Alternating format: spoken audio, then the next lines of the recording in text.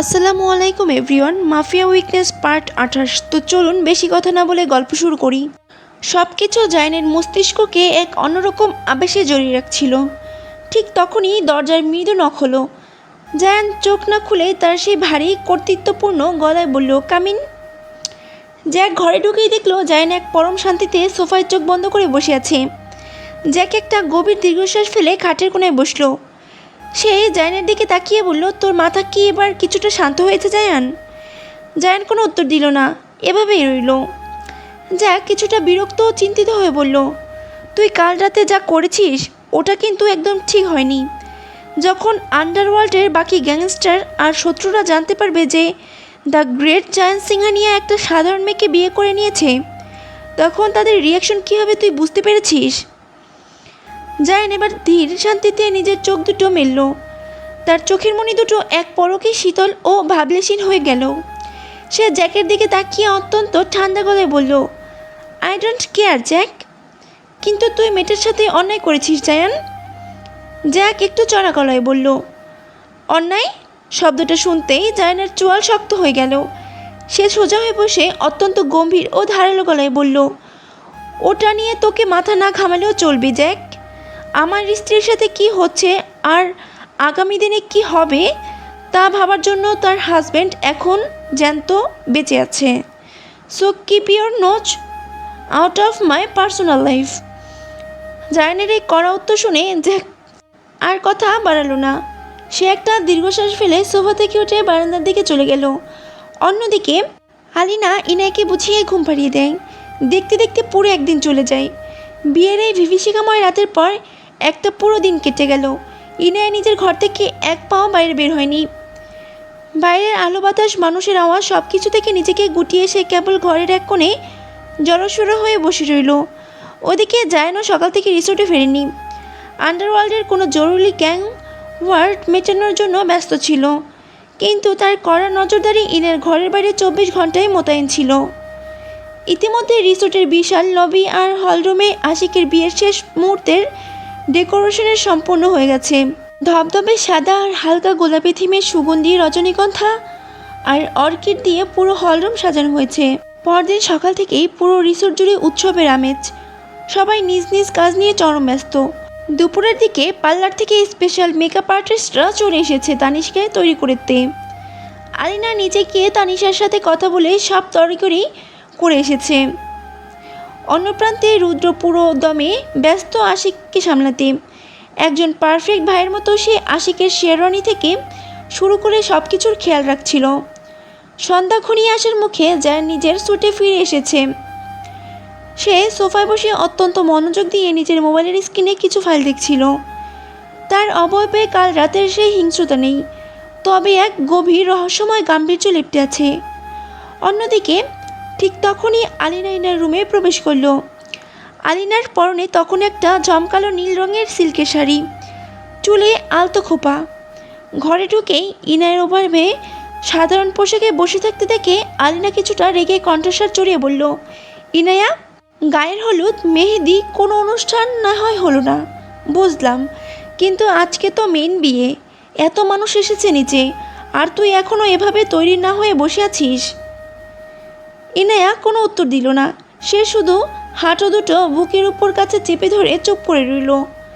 তার চোখ দুটো এখন ক্লান্ত। আলিনা আর কোনো কথা না বাড়িয়ে সোজা আলমারি থেকে খুলে একটা ভারী জমকালো রয়্যাল ব্লু লেহেঙ্গা বের করে ইনায়ার সামনে ধরল। নে, এটা পর।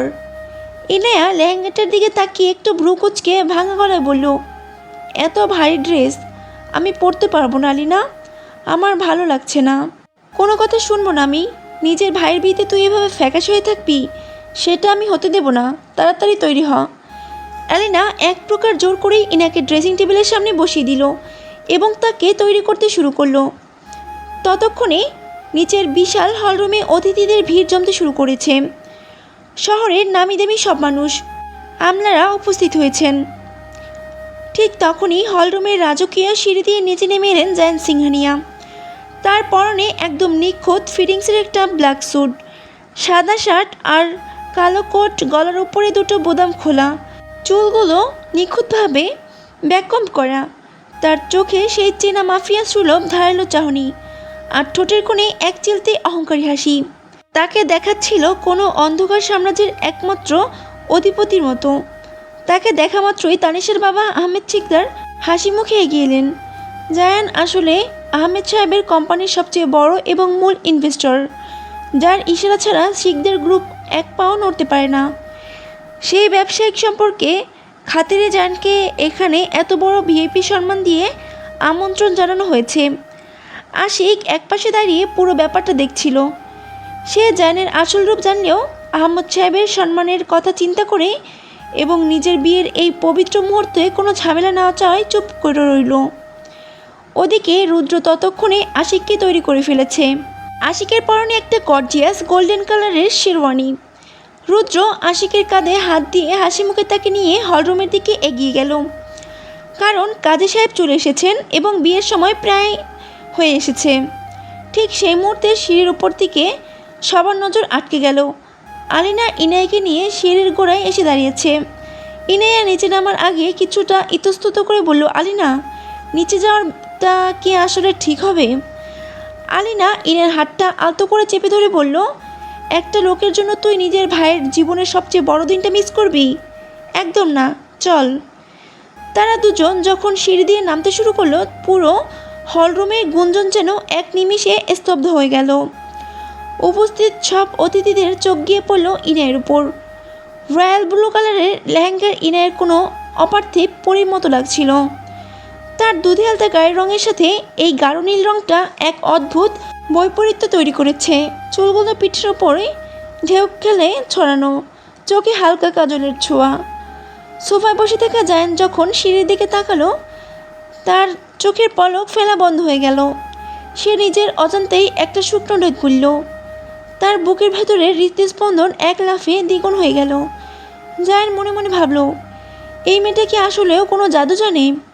যতবার দেখি এই চাতক পালকির মতো মনটা কেন যেন কিছুতেই ভরে না। নিজের এই অপরূপ স্ত্রীকে দেখে মাফিয়া কিং এর সমস্ত নিয়ন্ত্রণ যেন এক পলকে বেসামাল হয়ে গেল। পাশে দাঁড়িয়ে থাকা জ্যাক জায়ানের এই নেশাতুর চাহনি দেখে ফিসফিসিয়ে বলল, জায়ান, এভাবে কেন তাকিয়ে আছিস? ওর ভাই কিন্তু এখানে দাঁড়িয়ে আছে। জায়ান জ্যাকের কোনো কথা শুনল না।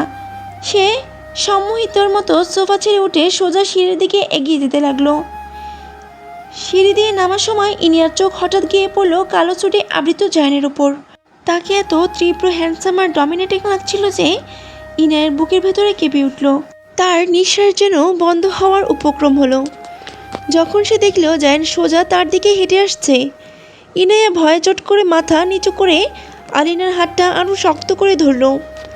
আলিনাও চরম অস্বস্তিতে পড়ে গেল, কিন্তু এত মানুষের সামনে সে কিছুই করতে পারছিল না।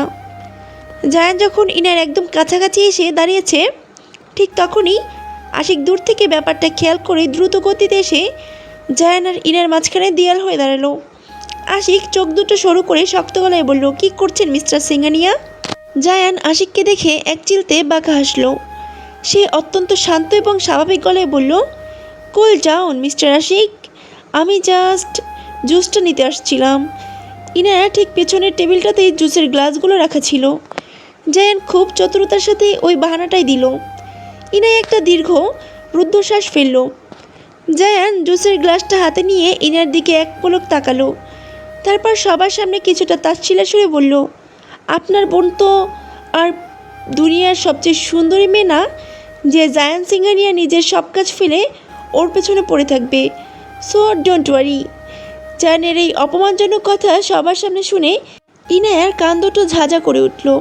সে চরম অপমানিত বোধ করে মাথাটা আরও নিচু করে নিল। আশিক রেগে গিয়ে কিছু বলতে যাবে, ঠিক তখনই সিঁড়ি দিয়ে নিচে ভারী লেহেঙ্গাটা হাত দিয়ে ধরে নামতে শুরু করলো তানিশা। তানিশাকে লাল লেহেঙ্গায় একদম নিখুঁত বাঙালি কনের মতো লাগছিল।